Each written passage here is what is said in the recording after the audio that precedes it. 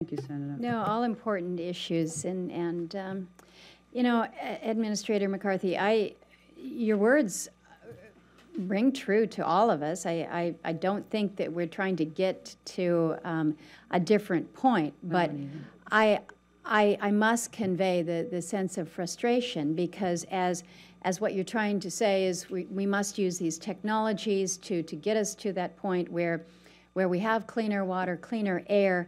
Some of what we see come out of the agencies is so confounding to common sense. And you know, one simple example that we have up in Alaska that I mentioned, that you and I have talked about, is our remote backup generators, where we thought we had worked out an acceptable definition of what rural Alaska is. Now we have a different Clean Air Act rule. We've got this sea ice rule. The definition of Alaska isn't updated, so what it's doing is this, in this land of unintended consequences, it's saying even though you have an older diesel generator that needs to be replaced, compliance with this new rule is so expensive that our rural utilities are in a situation where they're not going to replace their older generators, no matter how much they might be polluting, because of these new compliance costs. So you have this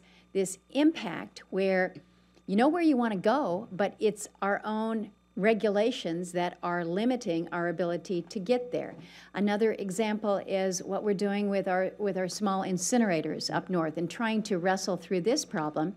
On the one hand, you're saying we're going to hold you to these standards for emissions for your air, which you're not going to be able to meet up there.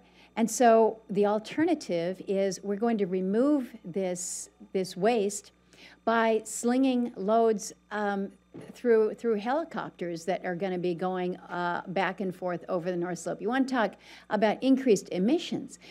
And this is where the frustration is. And what you've heard from members in the committee here today is this frustration, because we're on the ground with these folks, whether it's the Crow Nation in Montana, whether it's the farmers and ranchers in North Dakota, whether it's the people in Kentucky in the coal mines, whether it's my miners in the 40-mile district. They're saying, hello, is anybody using common sense back there in Washington, D.C.? And you tell us that you want us to weigh in, you want us to come to these hearings, you want us to submit my comments. Let me tell you, for these miners, these small operators out in the middle of the interior, for them to put pen to paper and put comments to some face back in Washington, D.C., this is, you want to talk about true foreign correspondence, this is it. But they're willing to do it because they are so desperate.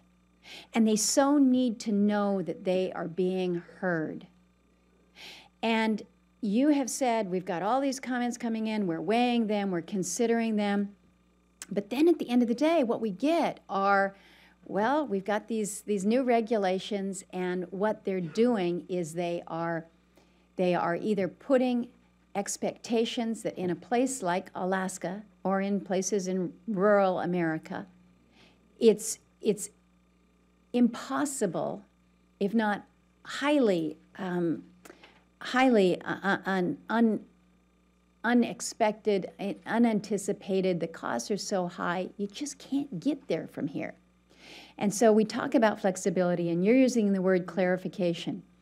For so many of the people that we are hearing from, it's not clarifying. It is confusing and confounding and making people very angry at their government, because they're saying, why aren't you guys listening to us?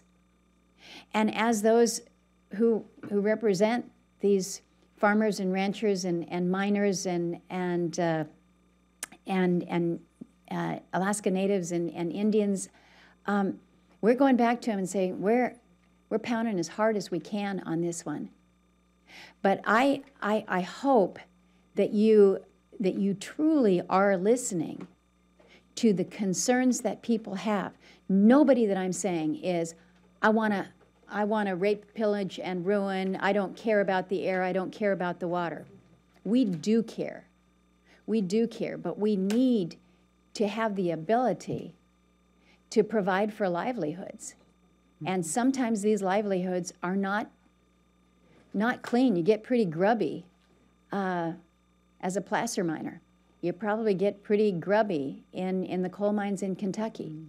But it's good, honest work for these people and their families. And they want to be there for clean air, clean water. But work with me, government. And this is where our disconnect is.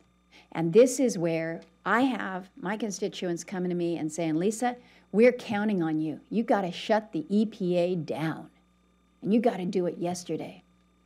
And I remind them that there is a clear and a legitimate role for the Environmental Protection Agency. We want our environment to be protected.